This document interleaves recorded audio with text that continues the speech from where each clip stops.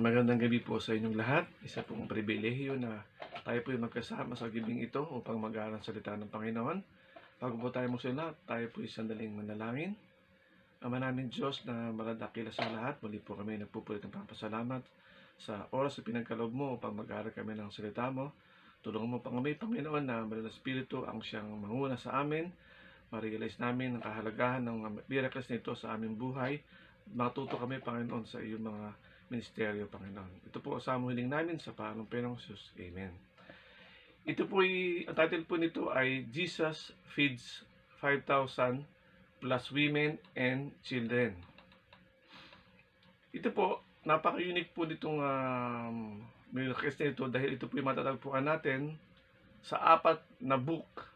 It is the only miracle that all 4 Gospels writers mention. Ito po yung nasa Mark 14, Mark 6, Luke 9, John 6. Bago tayo magsimula, magkaroon po tayo ng sandaling background. Ano po ba yung nangyari beforehand na nagkaroon ng feeding? Una po, sa Luke chapter 9, makikita po natin doon, Jesus called His disciples together and gave them power and authority over all demons and to cure diseases. Ito po yung ginawa ng Panginoon. Kinomisyon niya yung kanyang mga apostol para mangaral ng salita ng Panginoon at sabi doon magpagaling ng mga may sakit at mag-cast out ng demons. Sa verse 12, makikita natin ng Mark 6, sabi doon, so disciples went out, telling everyone they met to repent their sins and to turn God. So yung ginagawa ng mga apostol ng Panginoon, sabi doon lahat ng makita nila, talagang sinishare nila yung gospel na sila mag-repent sa kanilang makasalanan at manumbalik sa Panginoon. Hindi lang po yun, they also cast out demons and healed many sick people. Isa pa pong senaryo, bukod dun sa Jesus sending out of His 12 disciples, ay dito rin sa Mark at saka Mateo, binanggit yung pagkaka-behead kay John the Baptist. Okay? Si John the Baptist ay isa sa mga apostol ng Panginoon. Siya ay pinapugutan ng ulo ng hari na si Herod. Pero bago mangyari yon, sa verse 20 ng Mark 6, sinasabi doon, Herod respected John, and knowing that he was a good and holy man. Pero bakit niya ginawa kaya yung pugutan siya ng ulo? Sabi doon, Herod was greatly disturbed whenever he talked with John. But kahit ganun siya, kung mag-usap sila lagi, pero sabi doon, he liked to listen to him. So, pinapakinggan pa rin niya. So, maiksing background lang, makita natin na kaya nangyari po yun dahil merong si King Herod, meron siyang asawa na si Herodias.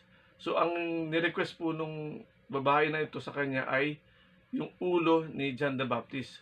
So, sa madaling salita po, nabihead si John the Baptist dahil sa request ni Herodias, although si King Herod ayaw niya pong mangyari yon. So ito po yung dalawang senaryo na nangyari bago sa Mark at saka sa Mateo, bago po sila ang Panginoon ay magpakain ng 5,000. Sabi doon sa Mateo 14, as soon as Jesus heard the news, he left in a boat to a remote area to be alone. So umalis ang Panginoon, malaman niyang balita, pero sabi doon, all the crowds knew where he was headed and sabi doon, followed him on foot. So sinusundan siya ng mga tao. Bakit po kaya? Yung kasikatan ng Panginoon, sabi doon, is like a wildfire. Bakit po? So John 6, sinasabi doon, no one had performed wondrous miracles like Jesus. So iba't ibang milagro. So itong pag-aaral natin ng Mateo, makikita natin ang iba't ibang miracles na ginawa ng Panginoon. Isa pa po yung kanyang pagtuturo.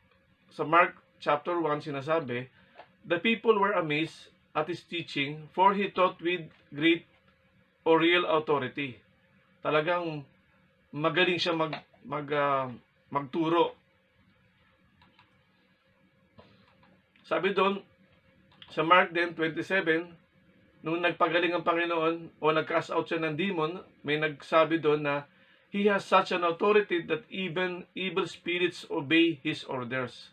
Nung sinabi ng Panginoon, umalis ka dyan, umalis yung masamang espiritu doon sa isang tao na yon. Okay? So, balikan po natin. So, after po na sined ng Panginoon yung 12 apostol niya para mangaral ng salita ng Panginoon, para mag-cast ng demons at magpagaling, sabi doon, Mark 6:30, then the apostles gathered to Jesus and told him all things, both what they had done and what they had taught. So, nagre-report yung mga apostol sa Panginoon during those times. At ito na yung pagkakataon na dumating na magpapakain na sila ng 5,000. Pero hindi agad nangyari, naging madali ang pangyayari yun dahil sa 6:31, sinasabi doon, subalit napakaraming taong dumarating at umaalis at hindi na nila makuhang kumain. So makita natin yung pressure sa mga apostol at sa Panginoon Jesus dahil sa dami ng tao bumalik na yung mga apostol sa Panginoon, ganun, hindi sila makakain sa dami ng tao. Ang sabi ng Panginoon, magpunta tayo sa hindi mataong lugar at upang makapagpahinga kayo ng kaunti. So, anong nangyari? Umalis sila sa isang bangka at sabi doon, nagpunta sa isang lugar upang makapagpahinga ng kaunti. Ngunit, marami nakakita sa kanilang pag-alis at nakaalam kung saan sila pupunta. Kaya yung mga tao, sabi doon, patakbong humabol sa Panginoon at dumating sa punto na mas nauna pa yung mga tao sa Panginoong Hesus. So imagine mo kung saan sila magpunta, ang mga apostol ng Panginoong Hesus, sinusundan sila na napakaraming tao. Sabi nga doon, sa iba't ibang bayan nanggagaling yung mga tao na yon. Isa sa napakahalagang ministeryo ng Panginoon nung siya'y nasa kapiling pa ng mga apostol, yung kanyang pagpapagaling o yung Jesus healing. People everywhere wanted to be in the presence of Jesus. Number 1, to reap the physical benefit. Ano pong physical benefit? Yung healing. Tapos, ikalawa, yung spiritual benefit din, yung kanyang pagtuturo.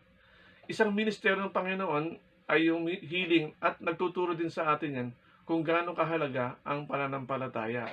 Bakit po? Kasi yung pananampalataya, yun po yung nagpapagaling dun sa mga may sakit at dun sa mga taong may kaugnayan para pagalingin yung kanilang mahal sa buhay. Isang bagay din po ang nakita ko napakahalaga dito ay yung compassion ng Panginoon sa mga tao. Sabi doon sa Mateo 14:14 at sa Mark 6:34, sabi doon, Jesus moves with compassion. So ano ba yung salitang compassion o pagkahabag? Sabi doon, ang compassion po ay sympathetic pity and concern for the suffering or misfortune of others. Ito po yung galing sa Latin word na compati, means suffer with. Sabi doon, compassion means someone else's heartbreak becomes your heartbreak. Another sufferings becomes your sufferings. May kaibahan po ito sa salitang empathy at compassion. Ano ba yung pagkakaiba nila? Parang halos parehas, pero ito po yung pagkakaiba nila. Ang empathy po sa Tagalog ay makiramay.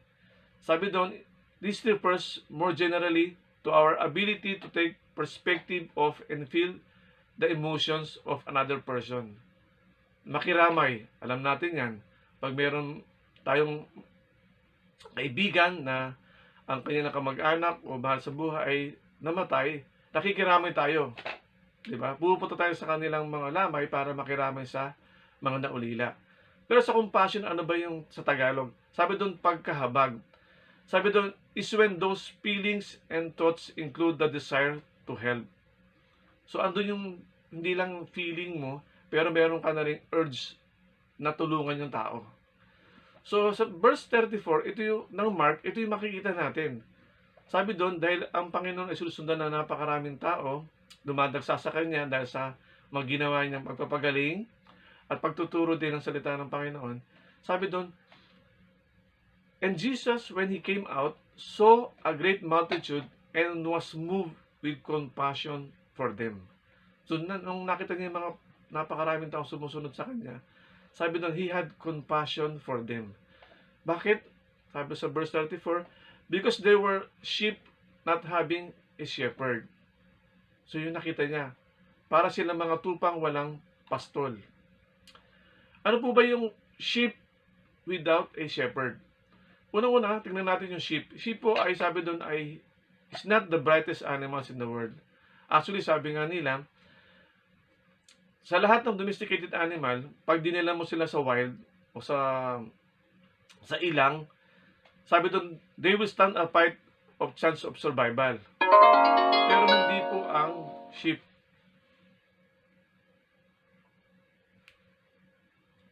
Hindi po ang sheep.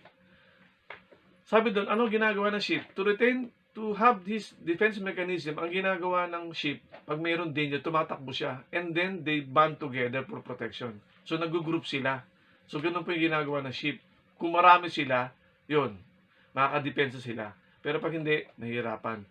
So, without a shepherd, ang isang sheep ay in trouble. Sabi doon, in fact, sheep are hopeless without a shepherd.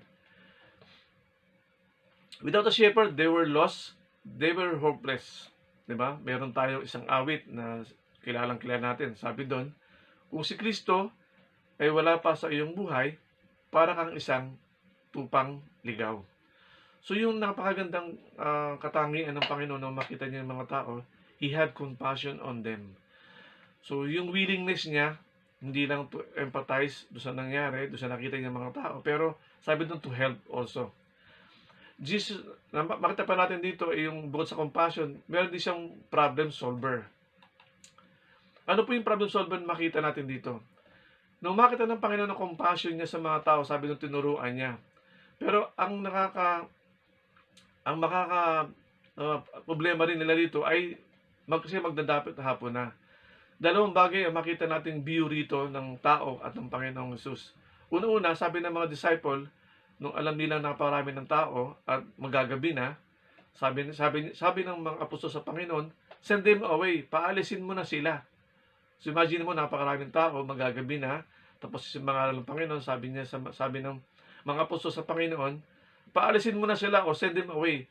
Pero sabi ng Panginoon, ng Panginoong Jesus, you gave them something to eat. Bigyan mo sila ng makakain. So ito yung biggest threat sa mga apostol during those times, is paano nila papaalisin yung mga tao. Sa verse 35, makita natin dito, sabi doon, by this time, it was late in the day, so his disciples came to meet him in a remote place. They said, it's already late. Send the people away so that they can go to the surrounding countryside and villages and buy themselves something to eat. So yun yung view nila. Paalisin mo ng Panginoon yung mga tao, magagabi na, para habang may liwanag pa, makabili sila ng pagkain sa mga nearby villages. Kasi sila nasa ilang. So, nasa wilderness sila. Pero sabi ng Panginoon, you give them something to eat. Diba? Ano sabi ng mga apostol nung sinabi ng Panginoon na bigyan mo sila ng makakain? Sabi ng Panginoon, ay ng mga apostol, kung papakainin natin sila, it will take us more wages. Sabi doon, aabutin sila ng 200 denarii worth of bread para mapakain nila yung mga tao at masatisfy. Sabi niya, are we to go and spend that much on bread and give them to eat? So, makita natin sitwasyon, napakahirap sa mga apostol. Sabi ng Panginoon, pakainin mo.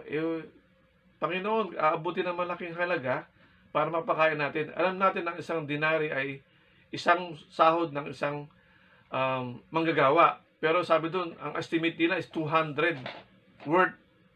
Hindi ko rin alam, hindi na sinabi sa ating pag-aaral na ito kung may pera ba talaga yung mga apostol. So, sa ganung sitwasyon, yung mga tao, magagabi na. Sabi nga, time is running out for them to have those people eat, pero wala silang capacity. Okay? So kung tayo, anong gagawin natin kung ganon? Mag-walk out na lang ba tayo? O mga na tayo sa Panginoon gaya yung ginagawa ng mga apostol? Or susunod tayo by faith sa Panginoong Jesus? Sabi sa verse John 6:6, sabi ng Panginoon, nung binabanggit ito sa mga apostol, but this he said to test them, for he himself knew what he would do. So yun ang maganda sa ating Panginoong Jesus. Yung mga pangyayari na mangyayari pa lang, alam niya na kung ano yung gagawin niya. Alam niya na kung ano yung mangyayari. Kaya sabi doon, tinetest lang niya yung mga tao kung ano gagawin nila. Hindi natin alam kung sapat yung pera nilang hawak para bumili ng mga pagkain. Pero walang binanggit, maaaring kulang talaga. Pero sabi ng Panginoon, this is doing this to test them. So ano sinasabi ng pagtuturo sa atin dito? Jesus asked us to bring to Him all that we have. Kung ano yung meron tayo, ibibigay natin sa Panginoon para makatulong. So sabi ng Panginoon, sabi nila, wala silang enough money.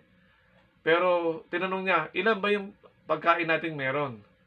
So naghanap sila at sabi doon, nakakita sila sa isang bata. So imagine mo yung bata, yung pa yung may baon. So dito, pinapakita sa atin na Jesus can bring blessings and life for what is broken. So sa pagkakataon na yun, may nakita silang pagkain. So ang mga apostol ay hindi sila manufacturer kundi distributor. If we give what we have to Jesus, He will bless it and give it back to us for helping others. So ano nangyari? Nagbigay sila may nakita silang bata na 5 tinapay at 2 isda. So ano nga ginawa ng Panginoon? Sabi niya doon, verse 39, then He commanded them to make all sit down in groups. So they sat down in ranks. Sabi doon, yung iba hundreds, and iba 50s. So makita natin dito, 5,000 people, ang sabi doon, all men, hindi pa kasama yung nanay o yung children at yung mga kababaihan. So imagine mo how many. Kung hahatiin mo yung 5,000 sa hundreds and 50s, nakapakarami nun. So, para makita natin yung pinaka good example, yung iglesia natin during our pananambahan, inabot tayo ng 150, less than 150. So, imagine mo, kung 150, yung group natin sa church, 33 times nun ang 5,000. Ganun sila karami. So, imagine niyo, tupukin mo yung 150 natin sa church, i-disseminate mo yan, ganun kalaki yung lugar, ganun karami yung tao. And imagine, the 5,000 is the men. Hindi pa kasama yung mga bata at yung mga kababaihan. So, napakarami nila. So, sabi doon, the apostles let them sat down in groups of hundreds and 50s. Sabi doon, nung binigay na sa Panginoon yung 5 loaves and 2 fish, ano ginawa ng Panginoon sa verse 41? Sabi doon, He looked up to heaven, blessed and broke the loaves. So tumingala siya, tapos pinagpala niya at pinagpira-piraso yung mga tinapay. Actually, hindi lang tinapay sinabi doon, pati isda. So dito makita natin, Jesus give public thanks to God for the food, revealing the importance of acknowledging who provides everything and from whom blessing comes. So inacknowledge ng Panginoon ang ating Diyos Ama sa kalagitnaan nila na pagsapapasalamat na pagkain na yun na binigay ng mga apostol na nagdadala doon sa batang kasama nila sa group. Sabi doon, and gave them to His disciples to set before them, and the 2 pieces He divided among them all. So dinivide ng Panginoon. So imagine niyo, binigay niya yung 5 loaves tapos 2 fishes tapos dinivide niya, pinamahagi ng mga apostol. Imagine niyo yung parang hindi na uubos talaga yung tinapay habang pinamimigay ng mga apostol among them. So napakaraming tao yung pinakain ng Panginoon na yon through those 5 loaves and 2 fish. Sa verse 42, ano nangyari? Kumain sila at sabi doon, they were all filled. Sa ibang version, they all ate as much as they wanted. So kapanahon na natin, pag sinabing they all ate as much as they wanted, magsasawa ka sa kakakain ng tinapay at isda. So they all ate and were filled. Filled, sabi doon, means put someone or something so that it's completely or almostly full. So, yung ginawa ng Panginoon na milagro, pinakain sila yung 5,000. Sabi doon, full, sobra-sobra. Di ba? Yun na nakita natin na isang milagro ng Panginoon, pinarami niya yung tinapay at yung isda at sabi doon na busog lahat. Hindi lamang sila na busog, marami pang sumobra. Kasi doon sa isang talatang yun, sinasabi doon, inimbentaryo nila yung mga natira, nilikom nila kung ilang natira at sabi doon, 12 kaing ng ang natira doon sa kinain nila. So, they're all filled, tapos meron pa silang baon na natira. Sa mixing pag-aaral nito, tatlong bagay lang makikita ko na nais kong iwan sa atin sa mixing pag-aaral na to. Una-una, Jesus saw their heart. Yun ang isang karakter na nakita ko sa Panginoon sa maikling pag-aaral na to. Yung nakikita niya yung puso ng tao. Nung makita niya yung 5,000, more than 5,000 na mga tao na nasa ilang sila, sabi niya, Jesus was moved with compassion.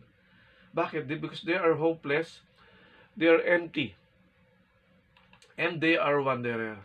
So yun yung mga tao na nakita ng Panginoon na hindi pa nakikilala sa Kanya. So they're wanderer, they're hopeless, and they're empty. Kulang talaga. May pakakulangan sa kanila. Ikalawa, Jesus saw their needs. Ano ba yung needs nila? Number 1, physical, yung healing. Hindi lang healing, pati yung pangangailangan nila sa pagkain. Ikalawa, yung spiritual, yung pagtuturo. Kasi